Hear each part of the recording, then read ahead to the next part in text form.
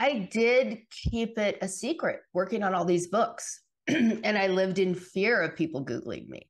I'm working on the Book of Forgiving with Archbishop Desmond Tutu, who literally is writing the Book of Forgiving. And I am so afraid that he will find out my secret that I'm a formerly incarcerated woman. Um, I would say the baby steps to do my own book was working on the book with Anthony Ray Hinton, because telling Brian Stevenson about my past um, actually was one of the reasons that Mr. Hinton trusted me with his story. It became when the agency was selling the book to editors, from the book proposal. Um, I remember Doug Abrams, who was my business partner and was Mr. Hinton's agent. He was doing all the editor calls with them. And he said, do you know how hard it is to find a collaborative writer who's been incarcerated? Now, I've worked with these editors for years. They didn't know this. And they're like, oh my God, that's fantastic. Like, it became a selling point. And I was like, oh, it was just a complete, I was in so much shame that it was like this huge shift. I was like, oh, this is a different reality. But it was only, but I seriously lived in fear. And I was like working on all these books with all these great books impacting millions of people and New York Times bestsellers. And again, hiding in the acknowledgments and trying to do good in the world. And it was like this race. Like, I knew the truth would come out. So I'm trying to be as good as possible before those two things collide. Like, I was proving myself, right? I was proving that I was valuable and worthy. Because when you've been incarcerated, and unlike Anthony Ray Hinton, I was guilty, it was the judgment comes and the credibility leaves. And it doesn't matter how talented you are, what you've done, those things collide. And so part of me knew there was a collision happening. So that was one thing. And then also the weight of carrying secrets and shame was just so heavy in so many ways and so isolating. And so I did a TEDx talk locally at the end of 2019. And I got up on a stage and I said, here's the worst version of myself I've ever been. Here's the worst thing I've done. And here's some other people I've been. And I kind of outed myself. And the feeling of light, like the feeling I had after that, was better than any drug I was ever addicted to, honestly. And I found that I had a lot to say about that. And I was surprised. And so I started working on the book proposal after that. It was hard for a lot of different reasons. One, I had never told these stories to anyone. I had just been working hard, like to rebuild my life. And I had no one, I never allowed them, but no one ever said, what was it like going to jail? And so the story is I became addicted to opiates, like before the opiate crisis was a crisis, and they were handed out like sample packs everywhere in the mid 90s to prescription opiates. And that was kind of on and off. And then that led to a heroin addiction. And within the course of starting to smoke heroin to being arrested in my home was about 11 months, and I'd lost everything. Like, everything had fallen apart. And I had 4 boys of my own, teenagers to almost 4, and 2 stepchildren.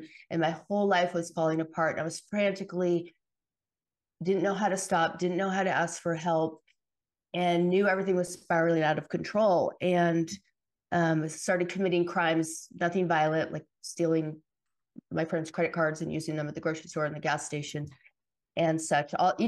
Each time is a felony. And so I was arrested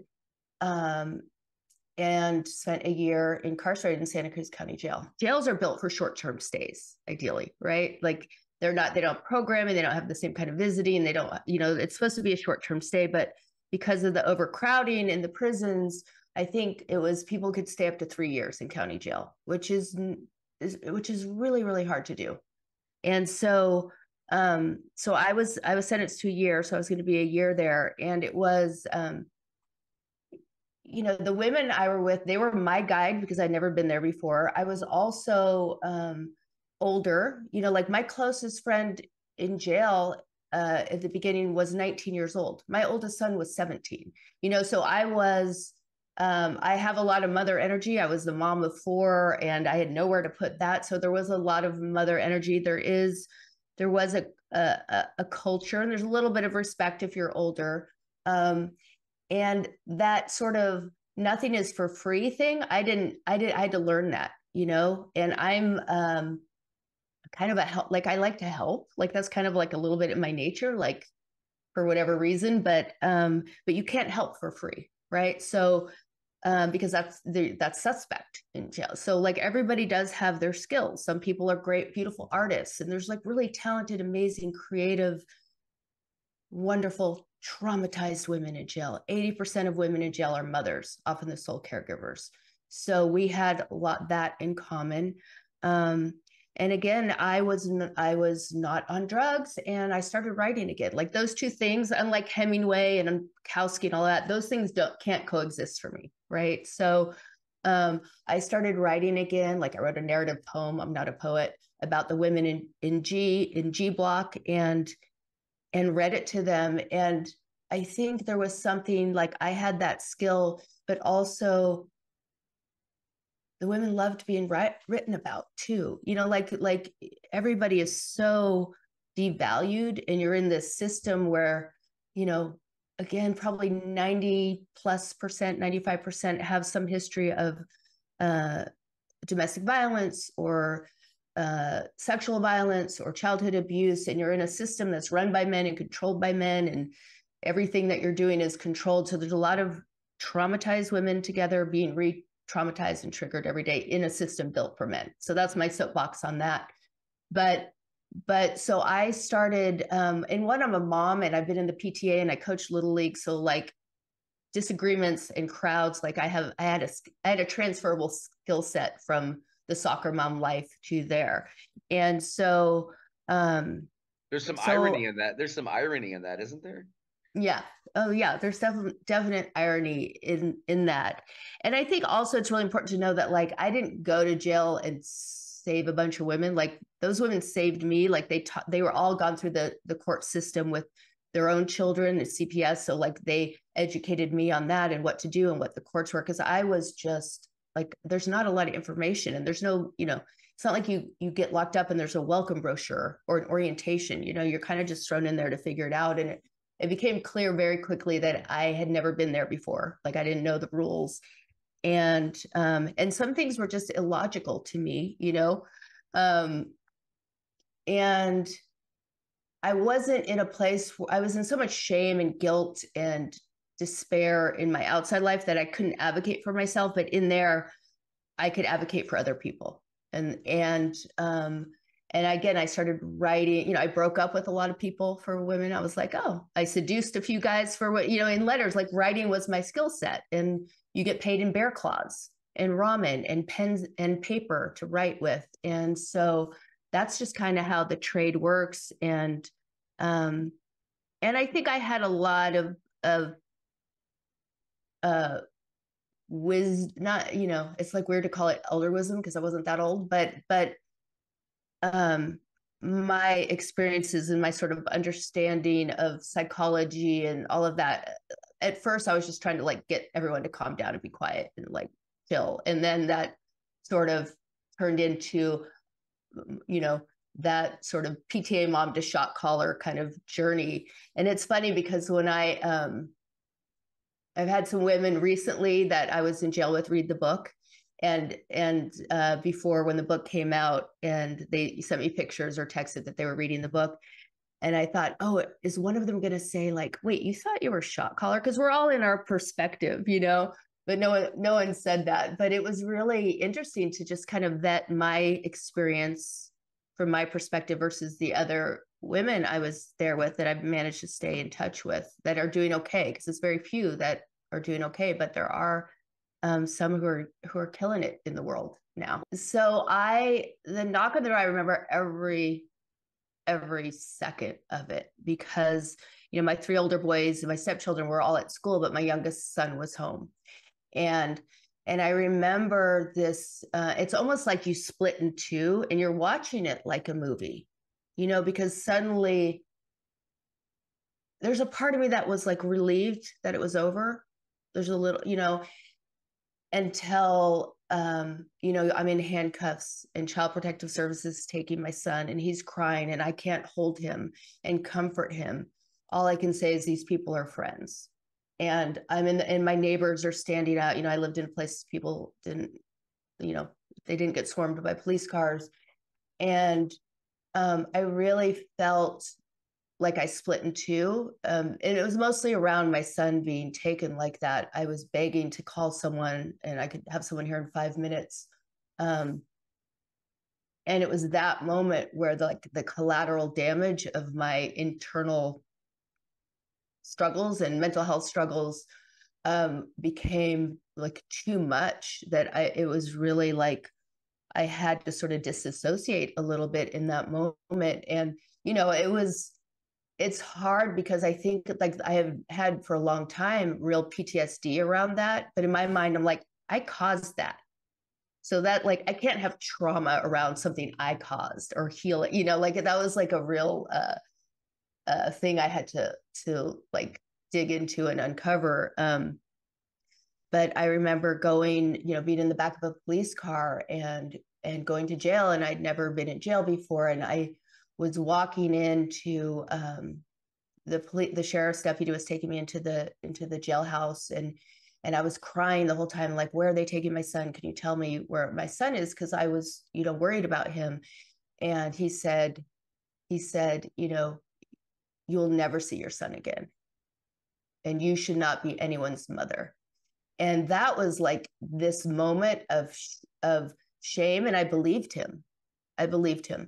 And it took me 11 years to get over that until I got on that stage. Like, really, that is the arc. And a few nights later, I was in jail, and this is like not a spoiler for the book if anyone hasn't read it, because obviously I wrote the book and I survived. But I really believe, like, I believe in redemption. I love a good redemption arc. I just didn't believe I deserved one, and that it was in the cards for me, and that I had just completely failed at life. Like I tried, I failed. I have nothing in me at this moment to get through what's ahead of me. And I don't know what's ahead of me. I might never see any of my children again.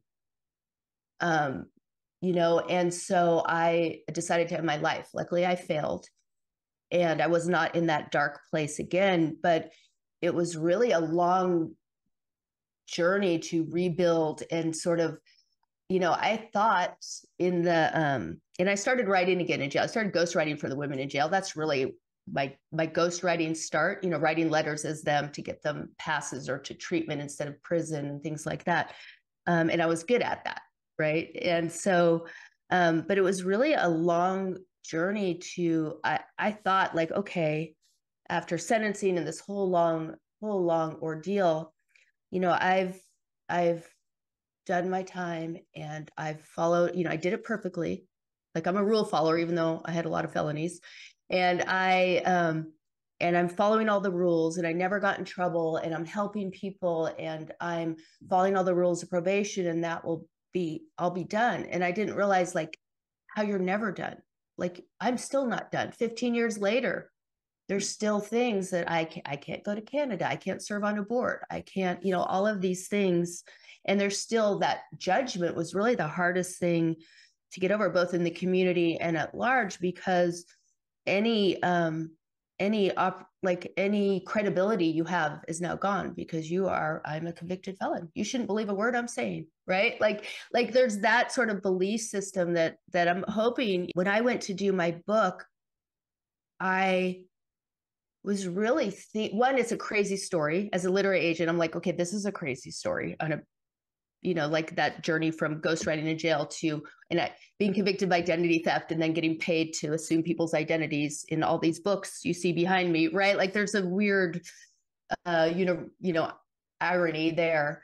But it was really like I wasted so much time in shame and so many things I was not present to, experiences, because I was keeping people at a distance, afraid that they would reject me if they knew, or shun me, or, whatever it was. So so when I sat down to do my book, it was really hard, first of all, to figure out what my own voice was after being so many other voices. Yeah. I mean, I had some false starts, I will admit, but and 12 of the books I had collaborated on were by men, right? I'd only done one book as a woman on the page too. So it was, what is my voice, and what is the real voice versus like, because when you can write and you can do voices, like you could I could have been anybody on the page, right? And so I had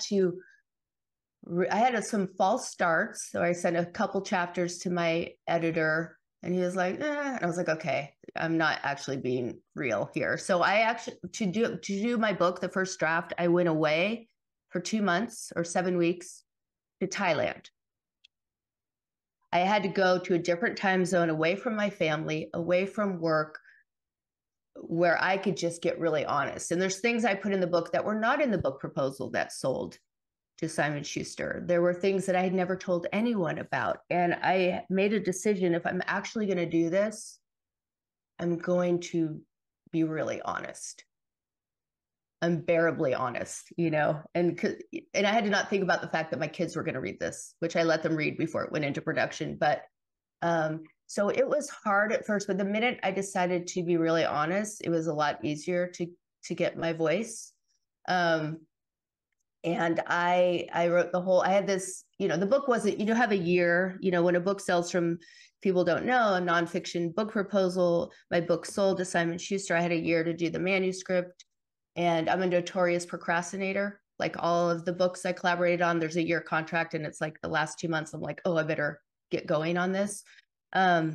So I didn't want to do that. I didn't want to rush it. I want to give myself like some time and space. And so I used some of that book advance, and I went to Thailand, which I'd never been to. I just always wanted to go. And so, but I have this thing where I don't, because I've written so many books, like I know it takes as much time as you have, right? It takes as much time as you have. A book can take a year, it can take 2 months, like whatever you think it takes. For me, it takes that much time. So I have this thing where I'm not, on a first draft of a chapter, I'm never going to spend more than 2 days. And often, so I was in Thailand. I love warm water. I love the sun. I'd never been to Thailand, but I told myself every day, I can't go anywhere in the afternoon and see this island unless I finish a chapter. So I have to create little deadlines for myself. And I'm going to write a whole first draft in 7 weeks, because I know I can. I finished like the last chapters, like in Doha, like on my connecting flight in the airport, but I did it.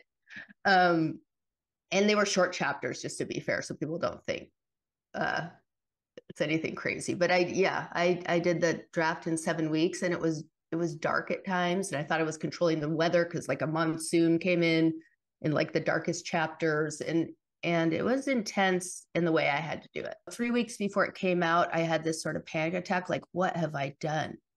Like, I kept the secret for so long. I did it, and then it was like I felt so naked. And like, when you overshare with people and you're like, oh, why did I just tell you this thing? I had that feeling and this sort of panic. And then it came out. I got over that, did book tour, but really like the response, even, pre Oprah, getting it even more out there in the world, like really amazing how much I think people messages I've gotten, especially from women who have no experience with addiction or incarceration, but they can relate to having something you're ashamed of, or that people will find out, that that sense of not belonging anywhere, of being uncomfortable in your own skin. And what surprised me, a lot of readers whose parents did not make it to the other side of addiction or incarcerated, and they found like some forgiveness and some hope. And ultimately I learned, like, really, I judge myself the harshest of anyone, and my shame that I felt that I had to slowly get rid of. It's so slow to get rid of that unless you have a community of people. So I think the response has been more than I can imagine from readers.